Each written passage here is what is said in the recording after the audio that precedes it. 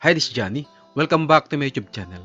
Ngayon guys, meron akong gustong i-share sa inyo about dito sa ating SSS kung paano ba tayo mag-generate ng PRN para dun sa ating monthly contribution. Kung halimbawa guys, kayo isang OFW or voluntary member, so kailangan nyo guys mag-generate ng PRN para dun sa pagbayad natin ng ating monthly contribution. So step by step na ituturo ko sa inyo guys, para kahit through online, pwede kayo mag-generate ng PRN para doon sa ating monthly contribution. Make sure na meron na kayong account dito sa my.sss. Kung wala pa guys, meron akong video tutorial. Pwede siya panurin para mag-guide ko kayo kung paano ba tayo gumawa ng account dito sa my.sss. Just in case na meron na kayong account sa my.sss, so kailangan natin ilagin yung ating account. Open natin yung ating browser, then type member.sss.gov.ph. Ito yung official website ng SSS. So, kailangan natin i-enter yung ating user ID saka yung password. Login. Ito yung official dashboard natin sa SSS. Para mapag-generate tayo ng PRN, hanapin natin yung payment reference number dyan sa mga tabs sa taas. So, ito siya guys. Payment reference number. So, click natin to. Then, since contribution yung i-generate natin na PRN, so, i-click natin tong contributions. Dito sa member type, so, i-select lang natin guys kung OFW ba tayo or voluntary member. Then, dito sa applicable period, so, ito yung from, kung anong buwan yung babayaran natin. Then, applicable period to. So, kung halimbawa ang babayaran mo, November to December. So, pwede mo i-select to guys, November.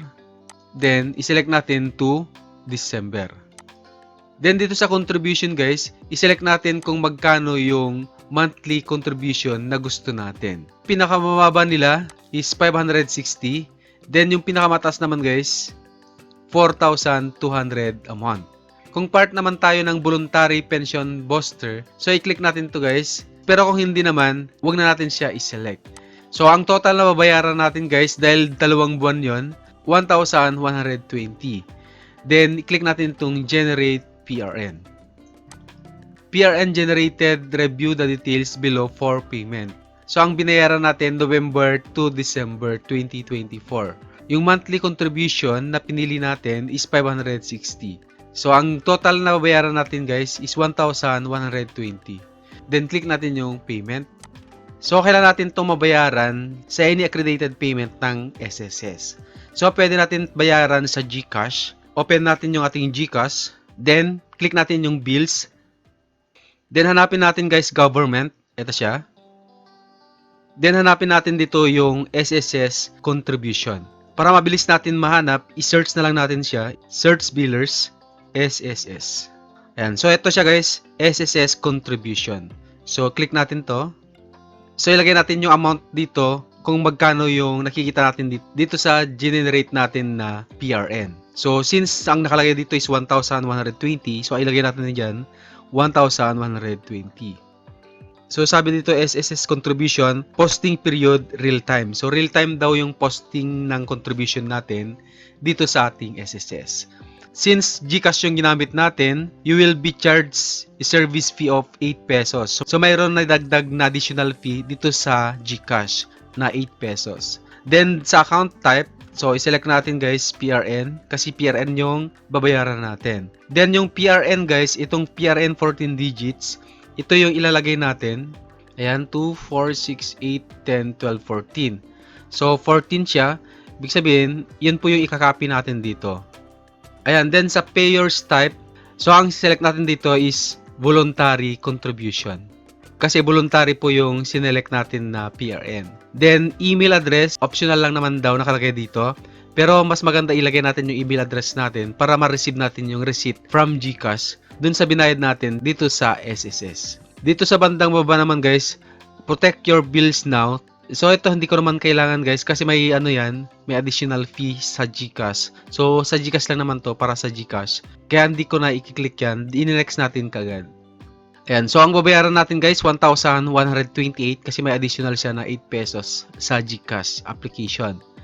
So, i-review natin, then i-click natin yung confirm. Once na na-confirm natin guys, makikita natin sa ating contribution So makita natin dito guys sa member information, then my contribution.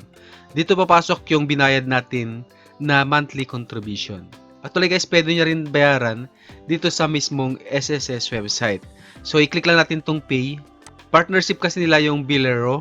So powered by AltPayNet. So i-continue lang natin guys kung gusto natin bayaran na mismo dito sa website ng SSS. And guys, so welcome SS members. You are currently accessing Bilero's SSS QR Pay, an SSS accredited payment facility that allow you to generate your own PRN, payment reference number, and pay to your SS contribution in real time. So, okay lang natin guys. Then, click lang natin itong next. And guys, so, consent. So, click lang natin itong mga checkbox. Then, proceed. Ayan. So, ito guys, mayroon tayong payment option dito. Please choose one. So, pwedeng bank transfer. Ito yung mga bank na naka-link dito sa application na to. Pwede rin natin gamitin yung credit debit card. Ayan, pwedeng Mastercard, UnionPay, Visa. Then, dito sa credit and debit payment, ang nakalagay lang dito guys, e-nets. Then, pwede rin tayo sa e-wallet guys. Ayan, gaya yung ginawa natin kanina, yung GCash, kaya lang yung ginawa natin, hindi dito sa mismong website ng SSS tayo nag-pay. Kung baga, gumamit tayo ng GCash application. Then, kinuha lang natin yung na-generate natin na PRN dito sa website. Yun lang po yung ginamit natin dun sa GCash. So, pwede naman yun guys kung mas madali sa inyo kaysa itong online payment ni SSS dito sa mismong website nila. Then, GCash, pwede rin GCash, GrabPay, kung gumagamit kayo ng GrabPay, or PayMaya. So, sa GCash guys, ayan, i-select mo lang yan, then next mo. So, ang babayaran pala natin dito guys, 1,150. So, mas malaki yung service fee niya kaysa dun sa GCash kanina. Sa GCash kasi 8 pesos yung service fee nila. Dito naman sa Bilero, 30 pesos po yung service fee nila. Then, click natin yung proceed to payment. So, gawin lang natin guys, ilagay natin yung GCash number natin dito para malagin natin, para magamit natin na payment method. So, make sure lang guys na kapag gawin nyo ito, mayroon ng laman yung GCash ninyo na magkakasya dito sa ibabawas niya na 1,150.41. So, after kasi maging successful yung payment natin dito sa ginawa nating transaction, papasok na kaagad dun sa SS ninyo, real time. Ayun guys, ganun lang yung pag-generate ng PRN para dun sa ating monthly contribution dito sa SSS. So, pwede na tayo magbayad direkta sa bangko sa mga accredited payment ng SSS. So, ipaprint nyo lang to guys, yung PDF copy, 2 copies po yun, na dadalhin nyo sa bank. Kasi copy mo yung isa, then copy naman ng bank yung isa. Ayun guys, I hope nakatulong yung ating tutorial at sana nasundan ninyo.